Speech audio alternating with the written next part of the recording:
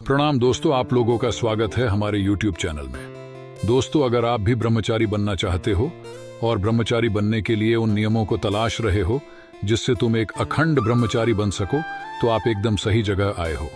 आज हम तुमको सारे ब्रह्मचर्य के नियम बताएंगे, बस वीडियो को स्किप मत करना। दोस्तों, ब्रह्मचर्य के नियम तुमको एक कहानी के उदाहरण से समझाते हैं जिससे तुम्हें ज्यादा समझ आएगा। एक बार एक लड़का अपने एक टूर पर निकलता है और कुछ दूर जाने के बाद उसे एक गांव से निकलना पड़ता है, जहां वह देखता है कि एक लड़की कुएं पर पानी भर रही है। लड़के के मन उस लड़की के प्रति गलत विचार आते हैं। लेकिन ये विचार क्यों आते हैं?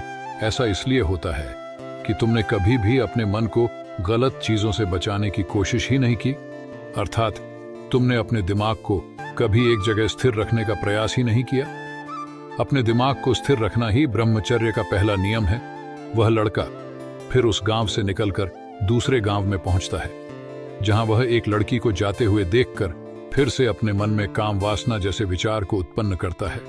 और फिर जैसे तैसे करके वह उस गांव से निकलकर एक जंगल में पहुंचता है और वह हस्त मैथुन कर लेता है, क्योंकि उसने उस लड़की को देखकर अपने मन में जो अश्लील विचार पैदा किए थे वो अभी भी उसके मन में थे।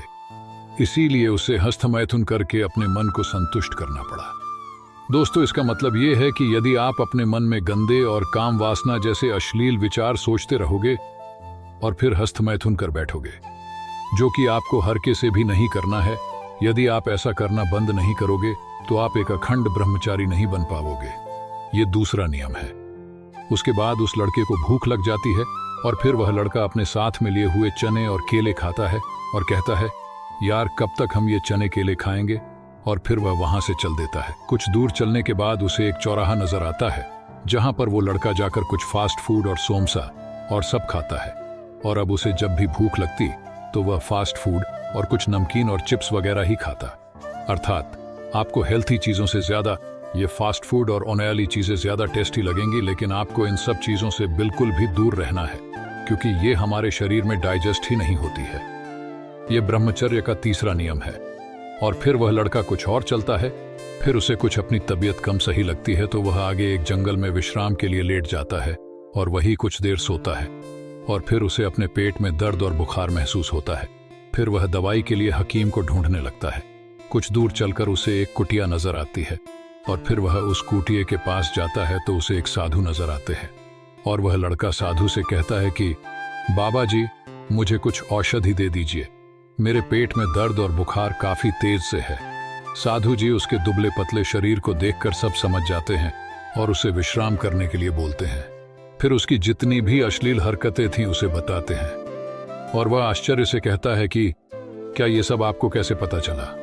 बाबा जी बोलते हैं कि हम एक ब्रह्मचारी हैं और हमने तुम्हारे दुबले पतले शरीर को देखकर तुरंत अंदाजा लगा लिया कि तुम अपनी हरकतों की वजह से परेशान रहते हो।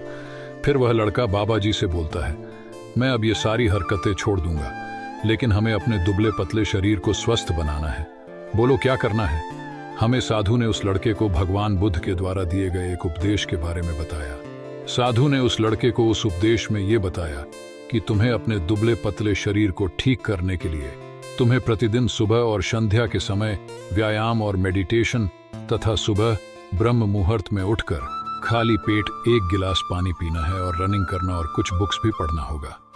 इतना सुनकर वह लड़का साधु को धन्यवाद बोलता है और घर की तरफ वापस चला आता है। यह ब्रह्मचर्य का चौथा और आखिरी नियम है। दोस्तों, यदि आप इतने नियम को फॉलो कर लेते हो तो तुम्हें अपने जीवन के अंत में बीमारियों से बहुत कम सामना करना पड़ेगा। दोस्तों, यदि वीडियो अच्छी लगी हो तो चैनल को सब्सक्राइब कर दें और वीडियो को लाइक कर दें। धन्यवाद दोस्तों, मिलते हैं नेक्स्ट वीडियो में।